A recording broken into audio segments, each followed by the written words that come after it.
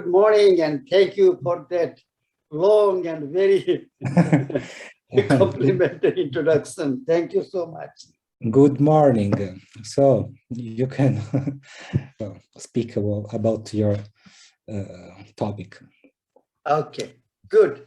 Well, thank you very much, and thank you for inviting me. Let me first confess that I am not a chemist. Actually, I am a physicist. Yeah. So please forgive me for the choice of my title, Chemistry Beyond Conventional Wisdom.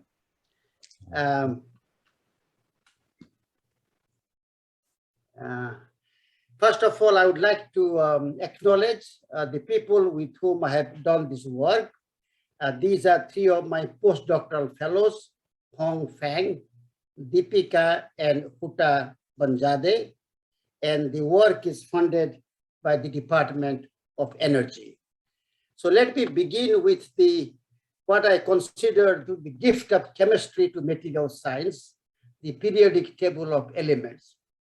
It is amazing to me that this table was created in 1869 before electron was discovered and any knowledge of quantum mechanics was available. And yet today we can explain the chemistry of all these elements using quantum mechanics. For example, if you look at the periodic, the noble gas atoms, let me get my screen. If you look at, for example, the noble gas atoms, these are chemically inert. On the other hand, the alkalis as well as the halogens are chemically very reactive. And the reason, as we know today, is because the noble gas atoms have outermost electrons, the S and P cells completely filled, and this is what's called the octets, whereas the alkalis have one more electron than they need, and the halogens have one less electron than they need. And that's why the desire to have a closed cell makes alkalis and the halogens extremely reactive and noble gas atoms chemically inert. Alchemists have been trying or have tried for centuries to modify the chemistry of elements. For example, is it possible to make gold out of base metal? And not much of that has been really successful. And in 1959, Feynman gave a lecture in which he says there's plenty of room at the bottom. What it means that if you take any material and you reduce that to extremely small length scales, few nanometers or even sub-nanometers, then the properties can be entirely modified. If that is the case, then one can conceive of a new way of looking at chemistry and materials at the nanoscale. For example, if you look at any physical property as a function of size, when the size becomes extremely large, you get what we normally know is the property of a bulk material. As the size is reduced, then the properties will change sort of monotonically until you come to a point where at the nanoscale or sub-nanoscale, the properties will change unpredictably. You can no longer predict where the properties will be. And so the right-hand side is what is called the scalable region, where you can scale the properties as a function of size. And at the nanoscale is the non-scalable. You simply do not know what the properties will be when you change a single atom or a single electron. So this is where we come in, try to see whether we can change chemistry in a fundamental way at the nanoscale. So I am going to concentrate on two elements in periodic table. One is argon, that is a closed cell element, and another one is zinc. I will describe what we know about the chemistry of argon and zinc, and can this be changed, and if so, how? So if you look at argon, as I said, it's a noble gas element. It's the third most abundant gas in the universe. It has an atomic configuration in which the outermost cells, the 3s and 3p orbitals, are completely filled. And because of that cell closing, it has very large ionization energy. It almost will cost you 16 electron volt of energy to remove one of the p electrons. Similarly, the energy that you gain by adding an electron, which is called the electron affinity, is 0. That means the noble gas elements are extremely hard to ionize, and you will have nothing to gain if you add an electron. These two quantities are the ones that determine what the reactivity of an element would be. And so noble gas atoms are chemically inert. If you look at zinc, its atomic configuration, the outermost valence is 3d10-4s2. Its d orbital is completely filled, and the s orbital is also filled with 2 electrons. Zinc is often regarded as a transition metal element, but its d electrons are completely filled, and they do not participate in any chemical reaction. If you look at the energy to ionize, recall that for argon, that was 16 electron volts. To ionize zinc, the first electron to ionize will cost about 9 eV, the second one about 18 eV, and the third one is about 40 electron volts. And its electron affinity, like the noble gas atoms, are 0. So zinc as an element, as an atom, has a filled S cell, but it's not an octet. And if you bring another zinc atom, 2 zinc atoms do not interact very strongly, simply because they have filled S cell. The question is now zinc, because it's a S2 state, it is divalent, or the oxidation state of zinc is +2. So argon is chemically inert, and zinc has a valence of +2. So if we want to go against this conventional wisdom, what I want to ask is, can argon be chemically reactive at room temperature? In other words, at room temperature, can a noble gas atom form a chemical bond? The second question about zinc is that we know that zinc is divalent. Can zinc be trivalent? Can it have an oxidation state of +3? If either of this is true, then the chemistry of these elements can be fundamentally changed. And if we can change the chemistry of argon and zinc, then perhaps we can change the chemistry of other elements as well. So then the question is, well, what do we need to do to change the chemistry of argon and zinc? Well, as you know, the chemistry is done by the valence electrons. If the core electrons can participate in chemical reaction, then of course the chemistry of argon and zinc can change. Now note that for the halogens like chlorine, bromine, and iodine, they have large electron affinities. Like chlorine has an electron affinity of 3.6 electron volt. It is the highest in the periodic table. And fluorine is the most electronegative element in the periodic table. Now, yet, if you take fluorine and you want to bind fluorine to argon or zinc, well, fluorine cannot make zinc to achieve a state of +3 oxidation. And fluorine cannot bind to argon at room temperature. So even the most electronegative element periodic table is not able to change the chemistry of argon and zinc. So the question is, can we go beyond what the periodic table gives and find something to change chemistry? This is where I want to introduce to you the concept of a superhalogen. Imagine you have a metal atom, and that has a valence of 5. So which means you can attach 5 fluorine atoms to it. And if you bring in a 6th fluorine atom, then this 6th fluorine atom would now need an extra electron to form octet. But in this particular cluster containing a metal atom and 6 halogens, that last electron that I add to complete the octet of all these halogens, that electron is distributed not over 1, but over all the 6 halogen atoms.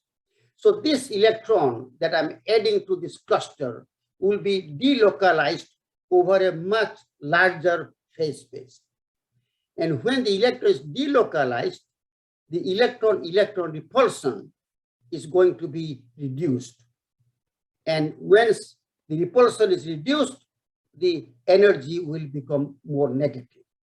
That means the electron binding energy to a cluster that contains 1 extra halogen than needed will become much larger than any halogen atom.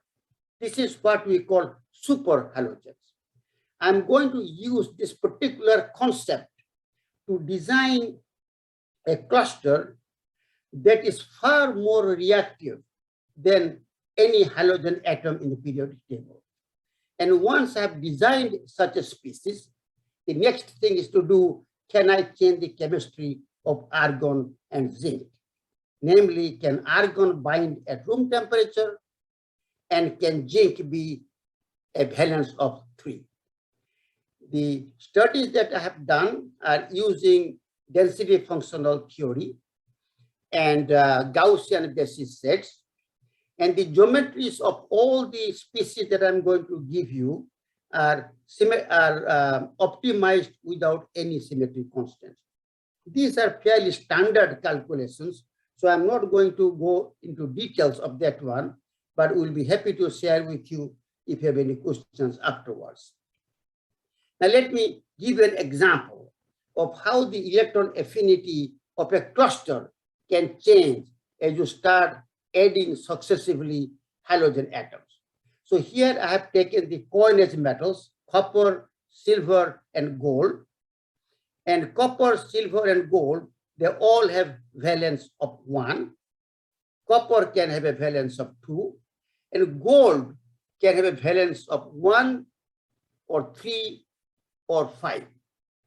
So when you start adding 1 fluorine after the other, you find that you can add up to 7 fluorine atoms to a single atom of copper, silver, or gold.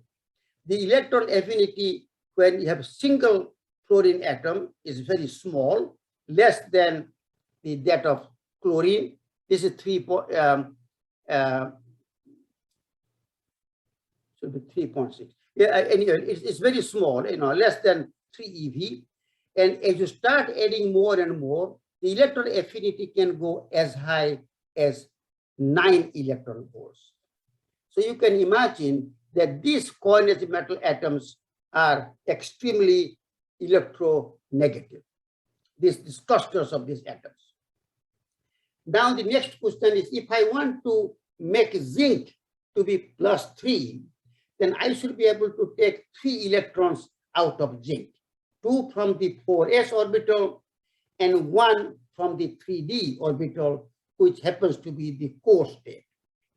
Now, if I want to remove 3 electrons, I need something that is far more electronegative than the ones I just gave you. And these clusters of coinage metal atoms with fluorine, they can only take 1 extra electron. If you put 2 extra electrons, then the electron-electron repulsion will be large and they will fragment.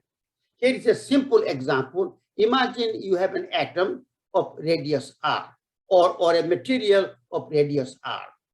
If you put 2 extra electrons to this material, the electrons will repel and they will go as far as possible in this particular species. So therefore, the electron repulsion energy will be small as the distance becomes large. So if I take a large material and I put 2 electrons, that material will not care less. It will still be stable. But if the R is very small, like for example, an atom or a small cluster, then E squared by 2R will be very large. If the repulsive forces is much larger than the binding energy of the electron, then the electron will either be auto-dejected or the whole cluster will just fragment. This is what standard electrodynamics. And here, let me show you an example of a cluster. It is called closo-boron. It has 12 boron atoms and 12 hydrogen atoms. The boron atoms are organized as an icosahedric structure at the vertices of the icosahedron, and the 12 hydrogen are radially bonded to this boron. It's a beautiful, almost spherical looking cluster. But for this cluster to be stable, you need 2 extra electrons. This is what is called the Wade's rule or the Wade-Mingus rule.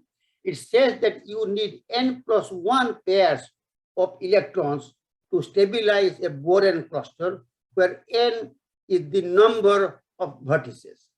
In this case, your n equal to 12. So 12 plus 1 times 2 is 26. You need 26 electrons to stabilize this cage. But boron has 3 electrons and hydrogen is 1. So each BH pair has 4 electrons. Out of 4, 2 of them are tied in this covalent bond. So each BH pair has 2 electrons to contribute to this cage. So 2 times 12 is 24. So this particular cluster has 24 electrons to stabilize. But I need 26 electrons. That's why it's B12H12 2- stable. That means if I bring an atom like zinc to it, then this will be a very strongly bound cluster because zinc has 2 electrons that can be contributed to this one. This particular closo-boron has been known for a very long time, and the binding energy of second electron is 0.9 eV. And so about 5 years ago, we asked ourselves, what will happen if I replace the hydrogen in this B12H12 by a molecule, a cyanogen, CN molecule, that has far larger electron affinity than hydrogen. Hydrogen electron affinity is 0.75 eV. The CN has an electron affinity of 3.86 eV. It's almost 5 times bigger. What will happen? Will the second electron be much more stable than in the case of B12H12? Indeed, it turned out the second electron is bound by 5.33 eV. This is an extremely large number, and nobody believed that this could be true. But then experimentally, in 2019, they were able to make this particular molecule, and they measured the electron affinity to be 5.55 eV, and our prediction was 5.33 eV. So this particular molecule is now the nature's most stable dianion. There's nothing more stable than this one. So then we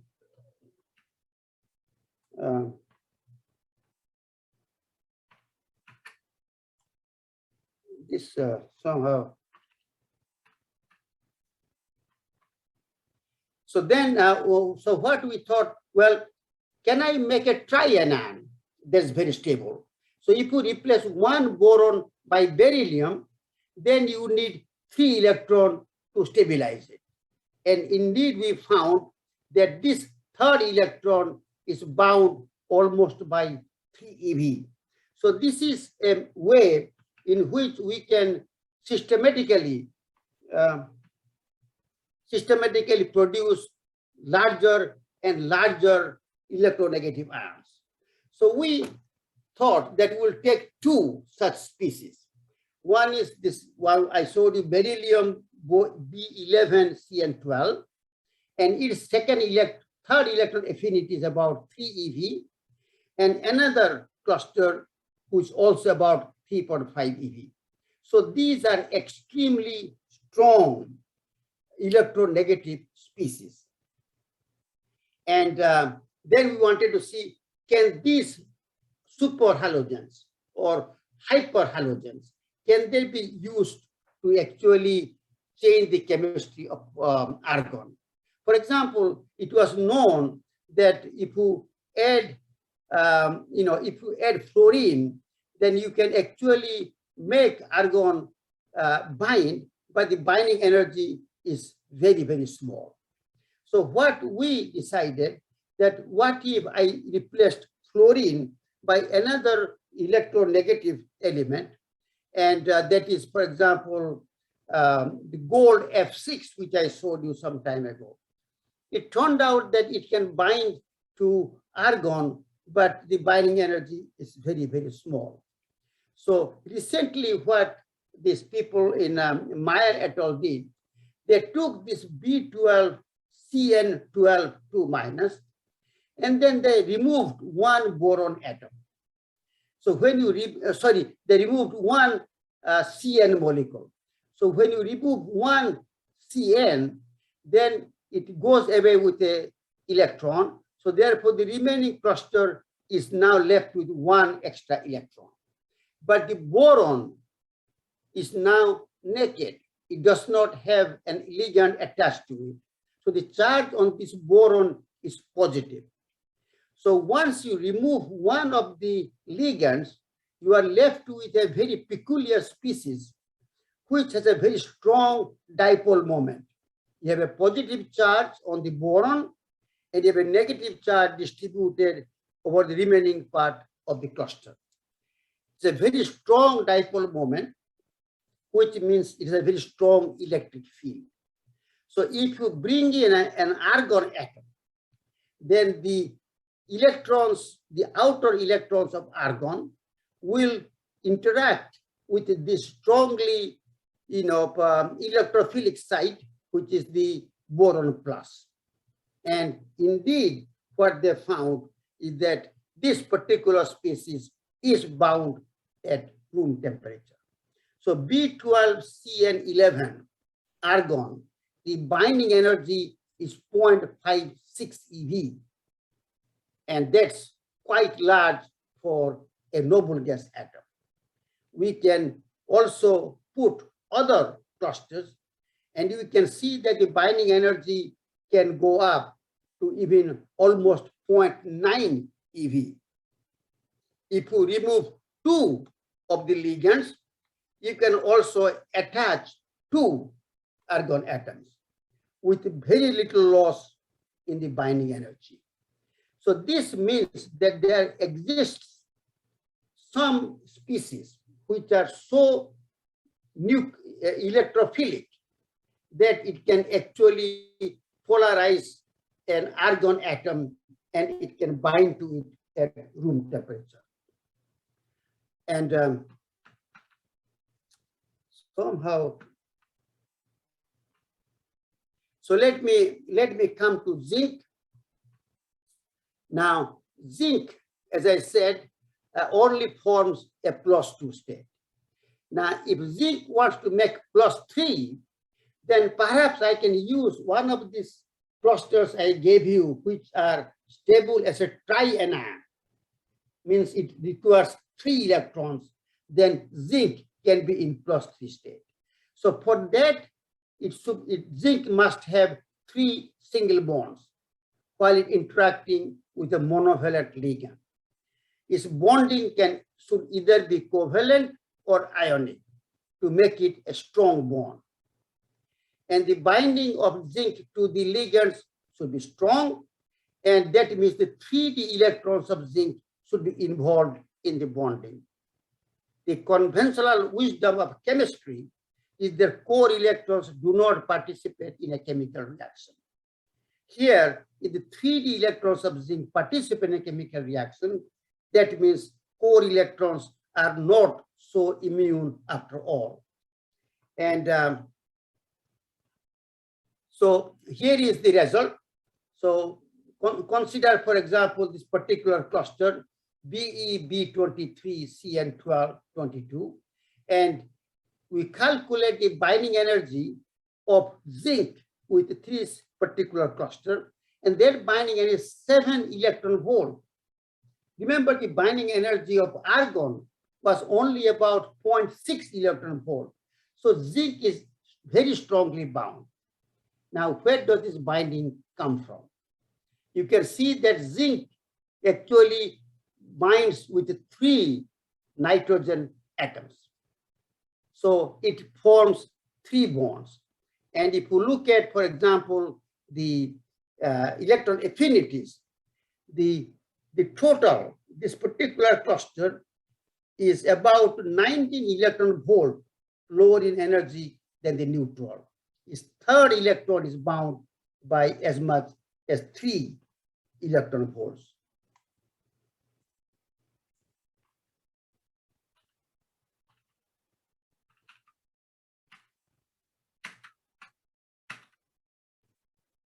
Somehow.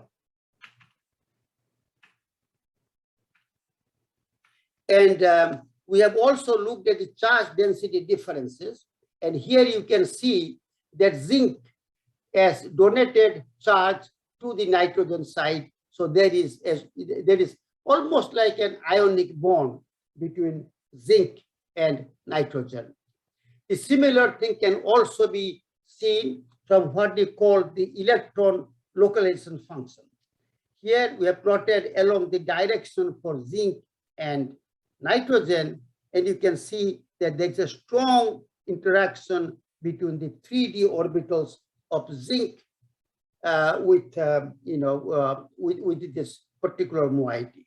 The similar things can also come from the molecular orbitals as well. So we have analyzed the electron charge transfer, the nature of bonding, the molecular orbitals, and the electron localization function, the bond indices, and everything leads to the point that zinc actually makes a triple bond with these clusters, that zinc is indeed trivalent.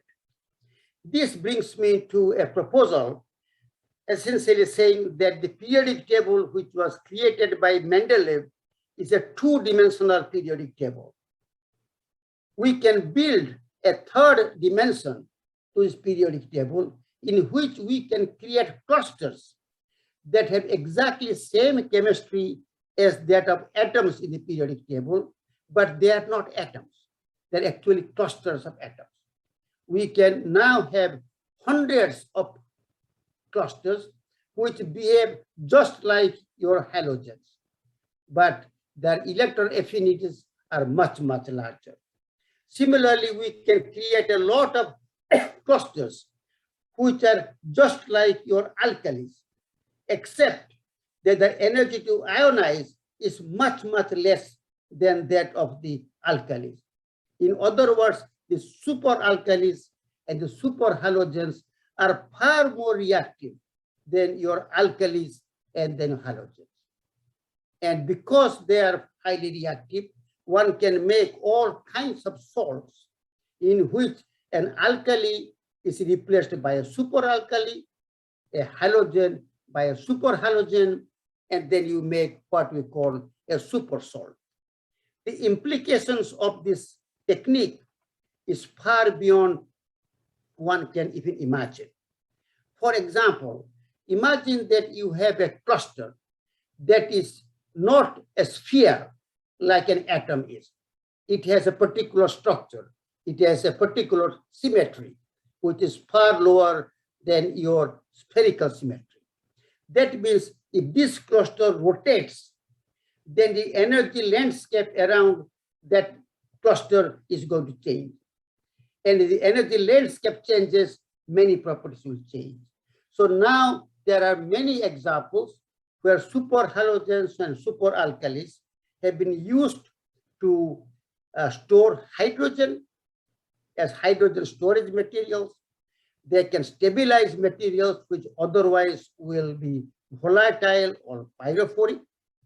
They can be used for batteries, for lithium-ion batteries, where you can make all solid-state batteries, solid electrolytes with these particular ions that have super ionic conduction as well as very low activation barrier.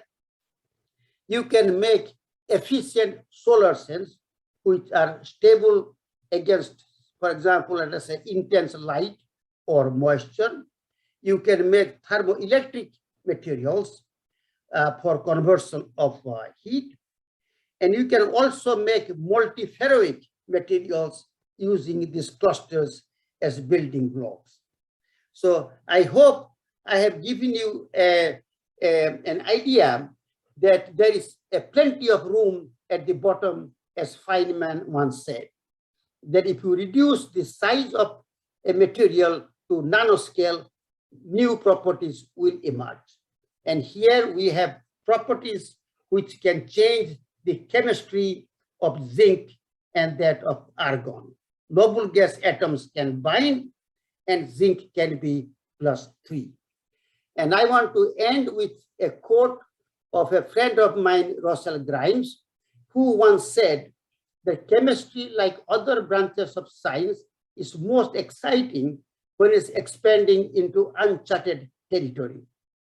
I hope I have given you some glimpse of that, how this new territory would be like if we have the liberty to design clusters with tailored properties. And then we will essentially be in a new era of material science. With that, I thank you very much, and I'll be happy to answer your questions.